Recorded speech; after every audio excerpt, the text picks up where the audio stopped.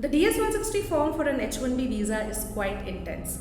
There are a lot of minute details that you need to get from your petition documents, and many times we see that visa officers read the DS160 form carefully instead of going through the entire petition. This video is going to cover 5 of the most important parts of the DS160 form, and this will help you fill the form accurately. Pay close attention to the point number 4 that we will be discussing very soon, because this is where we see the maximum number of mistakes. Let's get started. Hi guys, I'm Shachi. I'm a US visa coach, and over the last 4 years I've worked with many applicants for their H1B visa. In the description box below, you will find links to work one-to-one with me for your DS160 form as well as the interview prep. We also have tons of free resources for you. The link for all of this is right below the description box, so do check it out. This video is going to be about the first and the most important step in your entire H1B visa application, the DS160 form. So to make full use of the video, make sure that you have these 4 documents ready with you before you start.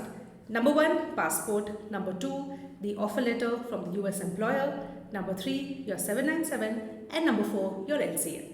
Now grab your laptop and let's jump into the DS160. So I have a H1B visa DS160 form open in front of me, and we are going to go through the 5 of the most important sections. Let's dive in. The first one is the personal information page. Now, this is the first page that will open up when you start your DS160 form. A lot of the information in this page is factual and will come from your passport itself.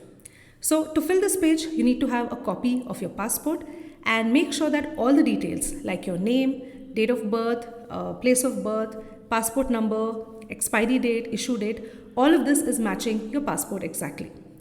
One common question that we get while filling this page is the confusion between the home address and the mailing address. Now, follow this quick guideline to make sure that you fill it accurately. Home address is an address which should match a government ID. So, you need to have a proof of the home address.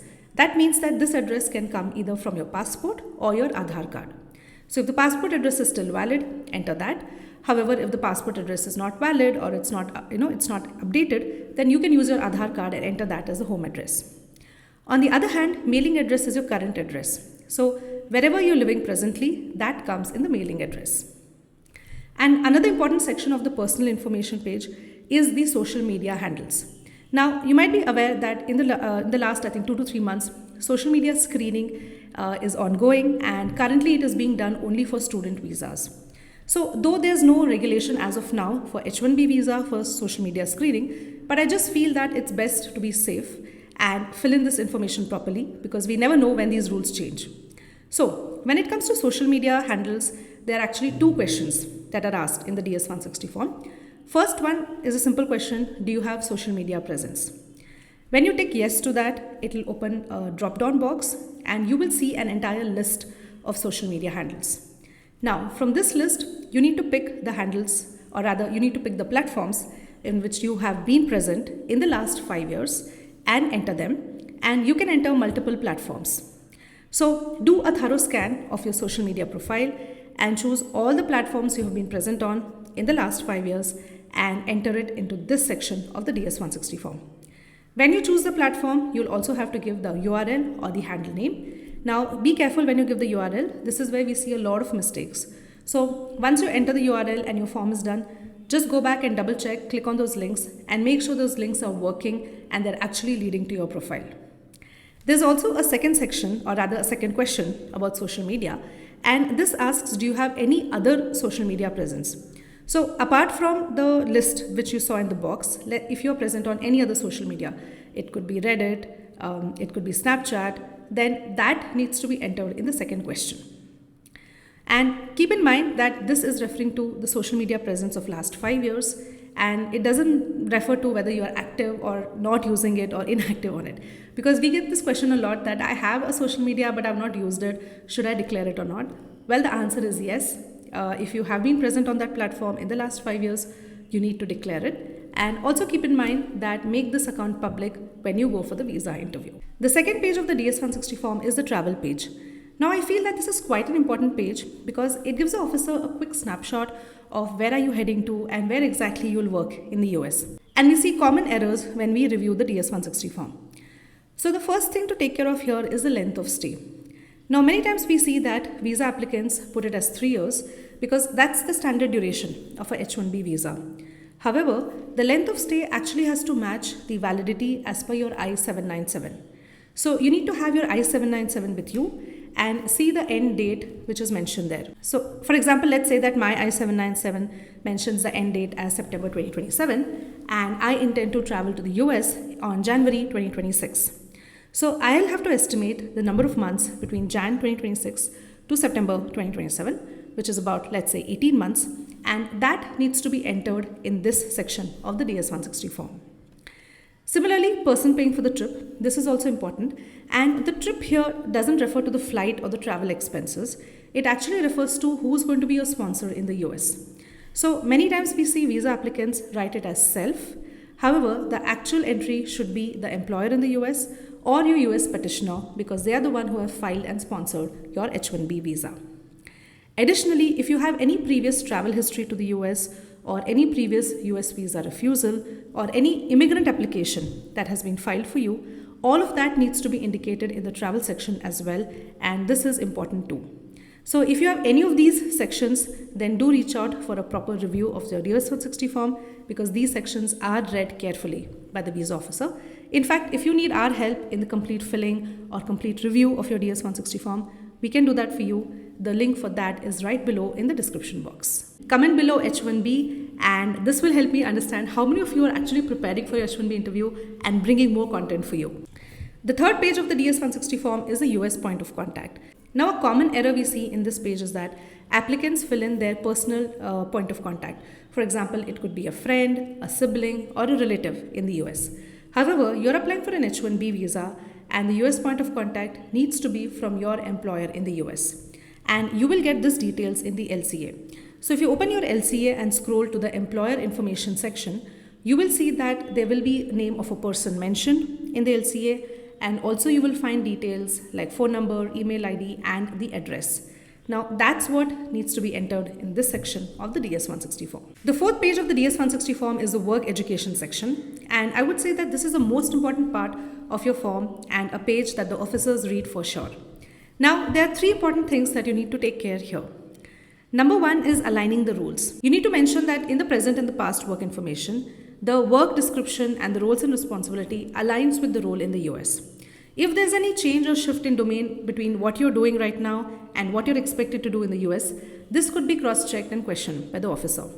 A while back, we had an H1B applicant whose work was into full stack development, and he was dealing with front end, back end, APIs integration, all of that. But the role in the US had components of cloud and security. And in the visa interview, he was asked that you don't seem to have enough background in cloud and security. How did you get this role? Now, actually, he did take up some projects in cloud and security, but he did not mention it in the DS160 form. So these are the scenarios you need to avoid. Do a proper scan of your US work roles and responsibilities. Have the discussion with your employer. Clearly understand what's the project, what's the scope of work, and then make sure that when you enter your DS160 form, you are highlighting all those relevant points which you have done throughout your career. So this way the officer will be able to see a good fit between your background and expertise and the work that you are expected to do in the US. The second thing to take care while filling this page is the length of the description. Now we see two extremes. Sometimes the briefly describe your duties is too long, it runs into 2 pages, and that makes it really hard to read because the DS160 doesn't allow for any formatting and everything just sticks together. On the other hand, sometimes it's too short, just 1 or 2 lines, not giving any information. So you need to be moderate in your approach, and according to me, a good length is about 7 to 8 lines, which clearly brings out your expertise and which is a mix of the technical terms and definitions as well as general English, which makes it easy for the officer to understand. So you need to include some technical details, but not make it so technical that again it's difficult for somebody from a non-tech background to grasp it. So make sure that you structure it well, you clearly explain your designation, what's the domain of work you handle, what's your key expertise, and then mention 4 to 5 lines which highlight your day-to-day roles, in which you could include some bit of the technical terms and definitions as well.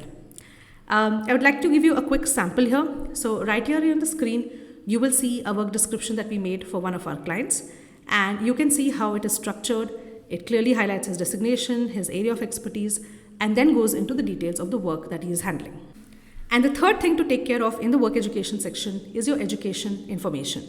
So officers do check what your bachelor's degree is in and whether it's aligning with the work in the US. So let's say that you had a bachelor's in a completely different background like civil or mechanical, and now you're working in a technical domain. This difference could also be questioned.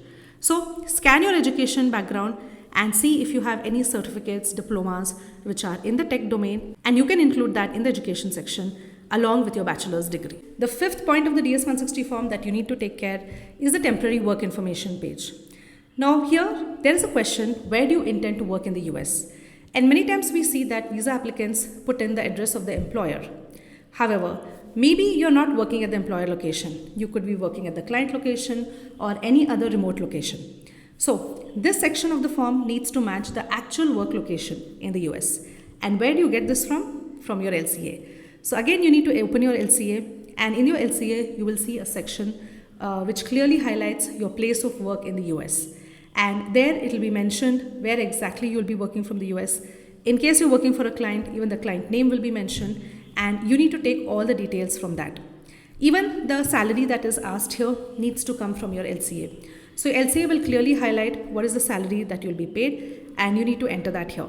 One more common mistake that we see here is that many people enter their annual figure, whereas the form clearly asks for a monthly salary. So convert the annual figure that you'll get from your NCA into monthly by dividing by 12 and enter that right here in the DS160 form. If you're still here, still watching this video and filling your DS160 form with me, and once you structure the work roles for the DS160 form, you also need to parallelly think about how you're going to present your role in the US, how you're going to answer questions like why only you for this role, why can't an American do this, and why do you want to work in the US?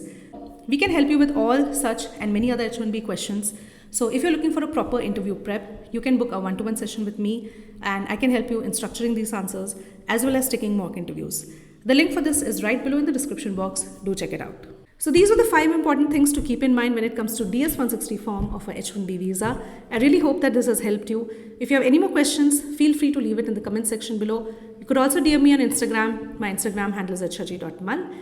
And if you're looking for help in your entire H1B process, right from booking the visa appointment to the DS160 form, interview prep and mocks, we can help you with that. The link for that is also right below in the description box. Do check it out. And one thing I forgot to tell you earlier is that there is actually a playlist on YouTube on H1B in which we have curated videos over the last 2 to 3 years. So once you're done watching with this, do check out that playlist as well. There are also some real experiences that have been shared by our past clients.